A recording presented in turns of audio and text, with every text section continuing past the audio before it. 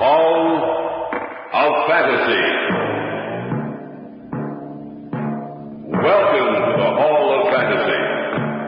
Welcome to the series of radio dramas dedicated to the supernatural, the unusual, and the unknown. Come with me, my friends. We shall descend to the world of the unknown and forbidden, down to the depths where the veil of time is lifted, and the supernatural reigns as king. Come with me and listen to the tale of the Automaton.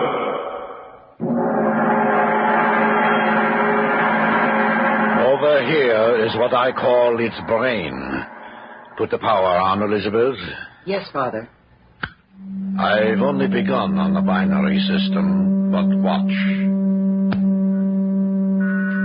Why, it's moving.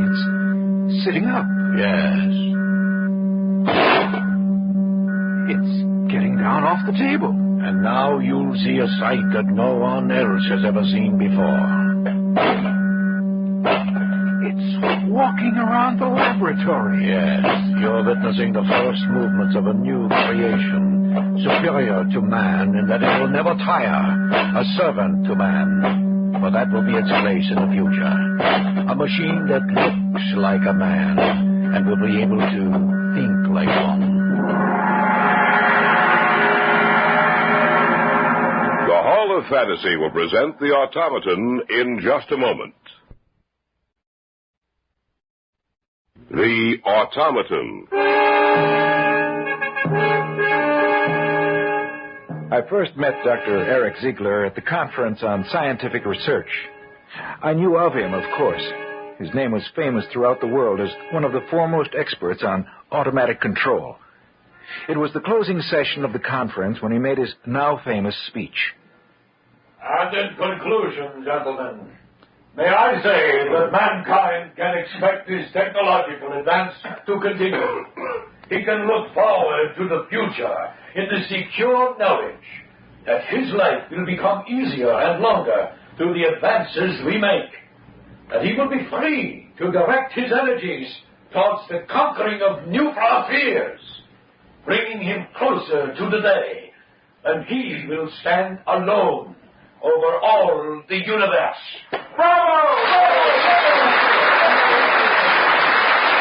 His speech so aroused me that I couldn't help making my way to the speaker's platform, pushing my way through the crowd which surrounded him in order to congratulate him. Congratulations, Dr. Ziegler. Dr. Ziegler? Yes? My name is Drake Sheridan. I just wanted to tell you I thought your speech was the best thing I've ever heard. I take that as a compliment coming from you, Dr. Sheridan. I know about your work. Oh, nothing at all compared to yours, sir. Dr. Sheridan, I'd like to talk to you further. Why don't you come to my house this evening? What time? After dinner, about 8:30. Here's my card. Well, thank you, sir. You'll be there? Of course. I'll see you then.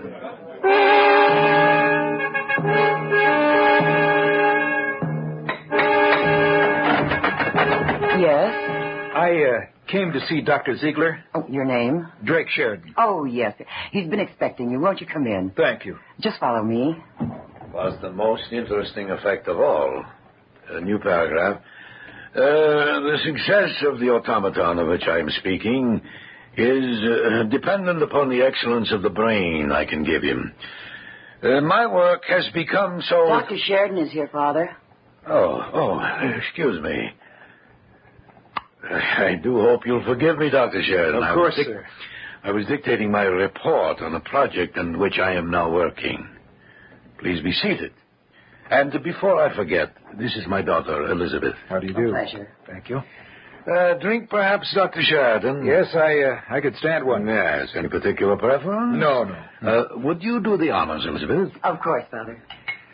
Dr. Sheridan, perhaps you're wondering why I asked you to come here. I have been, but I consider it a privilege and an honor to be here. Thank you for the compliment, but it wasn't necessary. You may be interested to know that I've followed your career quite closely. And from what I've gathered, you're a very intelligent young man. Well, thank you, Dr. Ziegler. I'm not complimenting you to make you feel comfortable, Dr. Sheridan. I mean what I say.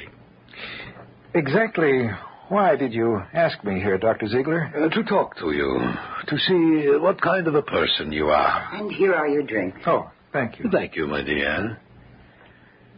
That's just right, Elizabeth. Yes. Dr. Sheridan, I'm going to be completely frank with you. I am working on a private project financed with my own money, completely divorced from my work at the Research Institute. Mm-hmm. My daughter has been helping me with this work, but unfortunately she does not have the knowledge nor the training to be of anything more than elementary assistance. I see.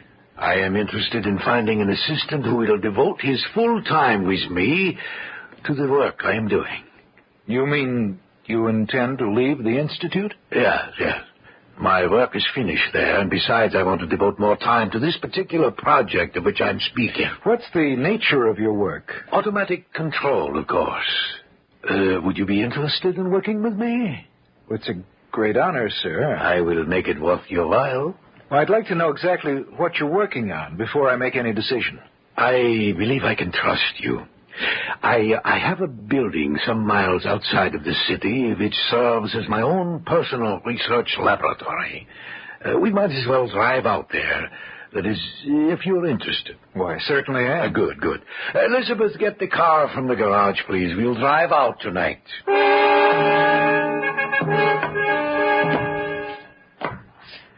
You certainly have it well equipped, Dr. Ziegler. I wanted to show you that you would be working with only the finest of equipment. Who's there?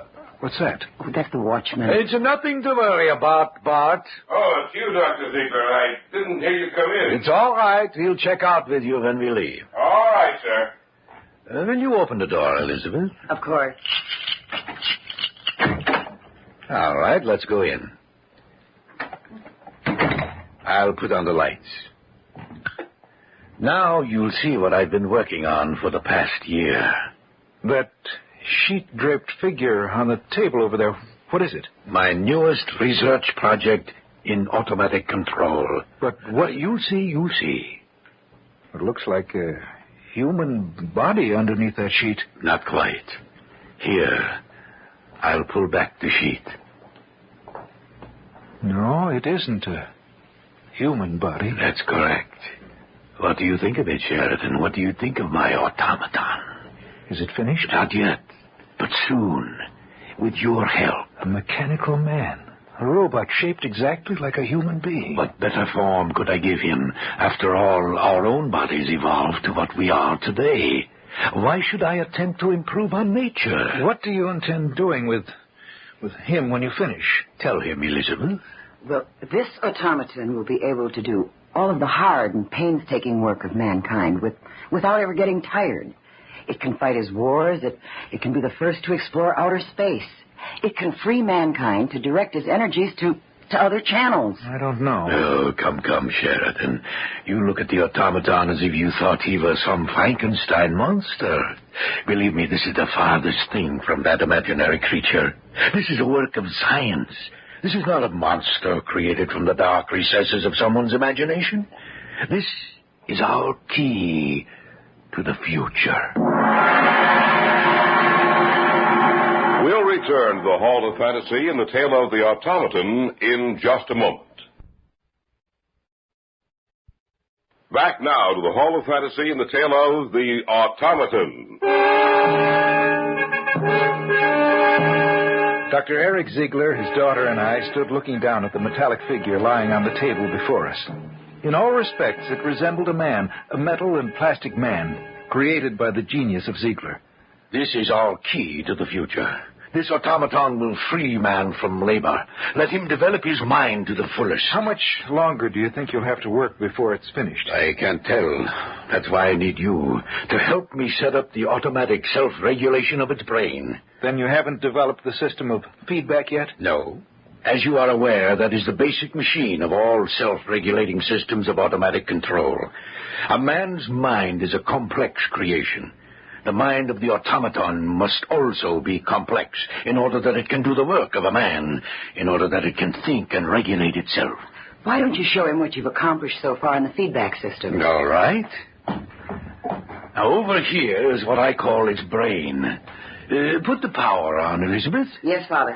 I've only begun on the binary system. But watch. It's moving. It's sitting up. Yes. It's getting down off the table. And now you'll see a sight that no one else has ever seen before. It's walking around the laboratory. Yes. You're witnessing the first movements of a new creation, superior to man, in that it will never tire, servant to man. For that will be its place in the future. A machine that looks like a man and will be able to think like one. I shall return him to the table now. It's climbed back up on the table. And it's lying down again. All right. Turn off the power, Elizabeth. Well, Sheridan, what do you think now? I'm afraid I don't know what to think. Will you work with me? Oh, yes. Who wouldn't jump at the chance? Of course I will. Good, good. You understand, of course, that the feedback system and the binary scale are still in their elementary stages. When the brain, the automatic control is finished, it will fit inside the automaton's body and head. That's correct. There will be controls on the robot's chest to set the automatic control to working, and another to stop the machine if it needs to be repaired. Of course, our largest task will be to develop a complete automatic self-regulatory system to fit inside the robot's body. As soon as you can be free... Which should be in about 2 weeks. Good. Then we shall begin work on the final stages that will lead to the completion of the automaton. Rather than completely sever my relations with the organization for which I worked, I took an extended leave of absence. There were living quarters in the laboratory in the country. Ziegler shut down his house in the city, and he and his daughter and I moved our belongings to the laboratory in order to devote every possible minute to our work. Not only was Ziegler intent on having the automaton think for itself, but he was also insistent that the robot be able to talk. To those ends, we went to work. If we were right in our calculations, the amplifier and receiver we have built into the mechanism will convert our words into electrical impulses, which in turn will activate a response from the automaton. Those responses themselves will be electrical impulses, which will be converted into words. Well, why don't we try it and see, Eric? We might as well, I suppose. After all, the automatic control is almost finished. We only have the more complex reactions to set in the binary scale. All right. Turn the control on his chest. Right. It's on. We'll see what happens. I order you to sit up. Sitting up? Yes. Jump down to the floor. I want you to answer me with your voice. What have you been created for? To kill. That's not the right reaction. What was that? Correction. To work. That's right.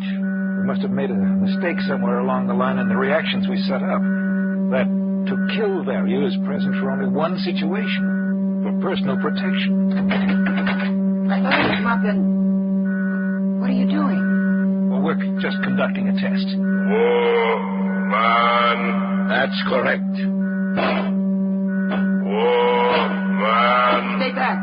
Stay away from me. Elizabeth, be quiet. He wasn't going to hurt you. I'm sorry. When he started toward me, it frightened me. You see, he stopped now. There's nothing to fear. Nothing to fear. Get back. Back to the table. Lie down again. Turn off the control, Drake. Right? What's the matter, Elizabeth? You're shaking. It's just that thing frightened me so. Those lenses that it has for eyes, there's something hypnotic about them. He looks so much like a man. I know he's made of plastic and metal, but Well, I fear him. Elizabeth, there's no sense getting emotional about this. There's nothing to be afraid of. I know you're right, Father, but... But what? But what would happen if you ever lost control of the automaton? That will never happen. But is it possible? Perhaps. We didn't do any more work on the automaton that day. We went into the city in the early evening to see a play, leaving the watchman at the laboratory to take care of things. We got back about 12 and were having a late snack. More coffee, Drake? Oh, yes. Please. I think it did us good to get away from here this evening. We've all been working too hard. Do you feel better now, Elizabeth? Oh, yes, Father, much better. Yeah. Tomorrow we can finish up with the automaton. Then we can show him, after suitable tests, of course, to the world. If we're successful, you ought to win a prize. What was that? Someone screamed. It came from upstairs. We'd better take a look. Who could it have been? The only other person up there is Bert, the watchman. There it is again. Hurry. Look, the door to the laboratory is... It's open. He must be in there. The lights are on. We'll see what's wrong in a second. All right.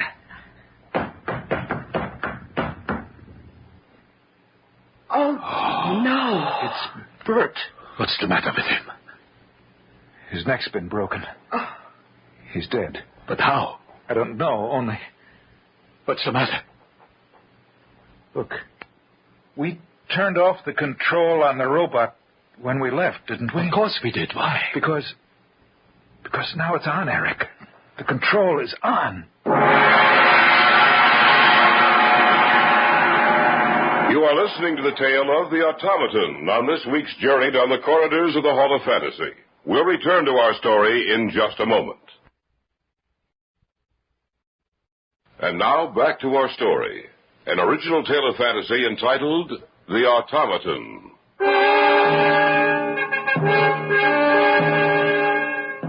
On the floor of the laboratory sprawled the broken body of Bert, the night watchman.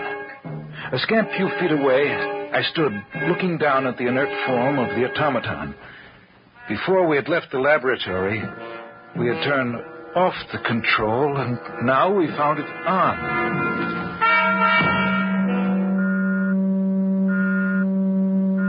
But that isn't possible.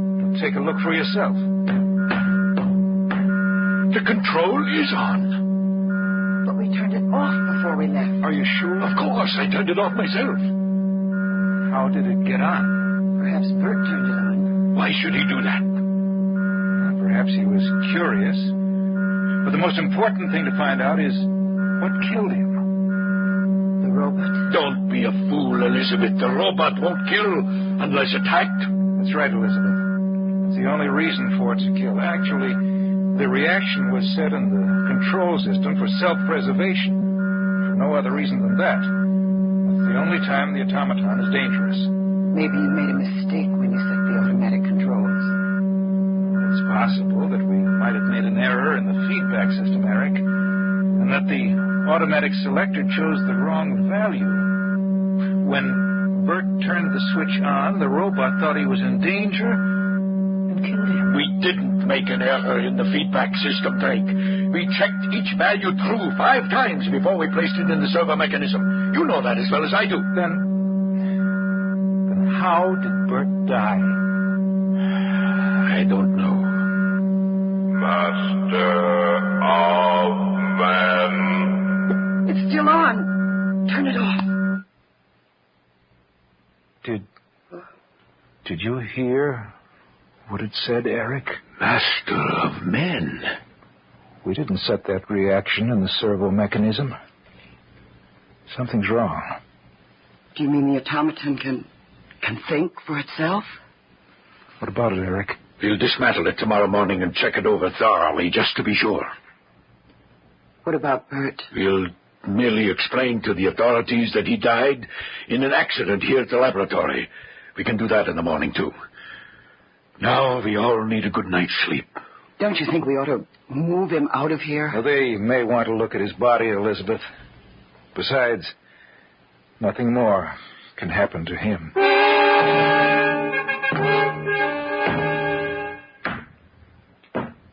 Elizabeth? Who is it? Drake. What are you doing up here on the second floor outside the laboratory? I couldn't sleep. Oh. Well, neither could I. Drake, do you think that the robot can operate by itself? Why do you ask that? I was thinking, what if Bert was merely making his rounds? What if he walked into the laboratory and the robot was there, waiting for him? Well, that's not possible, of course. I wouldn't say that. Isn't it possible that you and Dad might have made a mistake in setting up the feedback system? Isn't it possible that there could be an error in the automatic control system that would allow it to operate without being switched on? Operate enough to at least turn the operating switch on? Well,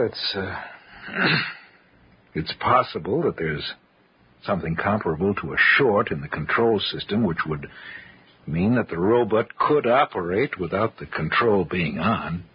Yes. I want to go in there and take a look at it. Why don't you wait until morning? No, I want to see it tonight. All right. Let's go. Are you sure you want to go inside? Yes. Switch on the lights. Mm-hmm. Well, everything seems to be all right. Let's take a look at the automaton. Every time I see it, it frightens me. There's nothing to be afraid of, Elizabeth. I'm not so sure. The control button is still off. Wasn't he lying the opposite way, with his head at the other end of the table when we left? No, I don't think. Where's that hum coming from? I don't know. Sounds like the robot's power system. Yet the control button is off. Are you sure? Let me get a little closer to it. Well? The hum is coming from the automaton. That means I was right. I guess you... Drake! Huh? Look out! Master of men, The system is on. It's sitting up! to kill. We made a mistake. We must have made a mistake. It's getting down! Let's get out of here. Is it following us? No, it's just standing there. But it will be after us in a few seconds. Hurry, hurry. Let's get this door closed and locked. There. I can see it through the glass panel. It's starting towards the door. I heard some noise up here. What's the matter? The automaton's in operation, without the control being on. What? That's right. We must have made a mistake, Eric. The only thought that thing knows is to kill. We have to destroy it. It's getting closer to the door. That door won't hold. Let's get out of here. It has to be destroyed. But how? It weighs over half a ton. I think I have it. Stop here by this window. Oh, another crash against that door and it'll be out of the lab. What are you going to do? Its reactions are slower than ours. We'll wait here for it. It'll come walking towards us. At the last minute, we'll run to the side. I don't think it'll be able to stop itself in time. It should crash through the window and to the ground below. The two-story drop should destroy it.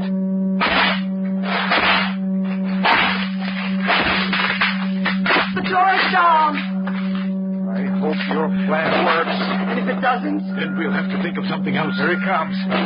it's pushing up and down the hallway for us. Over here! Over here! It sees you. Here it comes.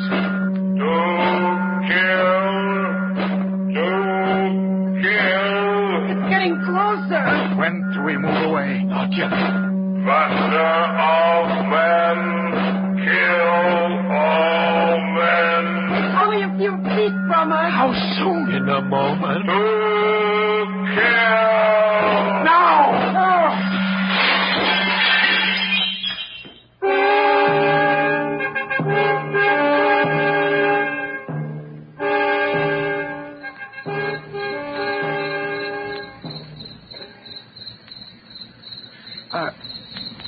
sure it's destroyed? Yes.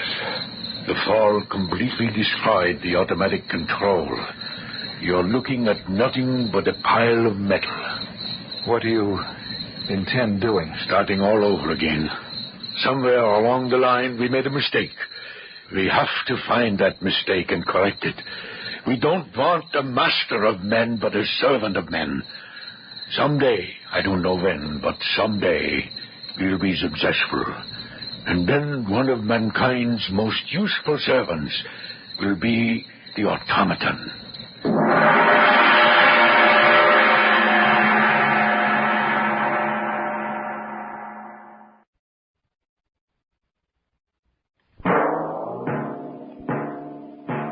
So runs tonight's tale of the unusual, the terrifying, the unknown. Join us again when next we journey down the corridors of the Hall of Fantasy to hear another strange tale of the supernatural. All characters and events portrayed in these programs are fictional, and any similarity to actual events or persons, living or dead, is purely coincidental.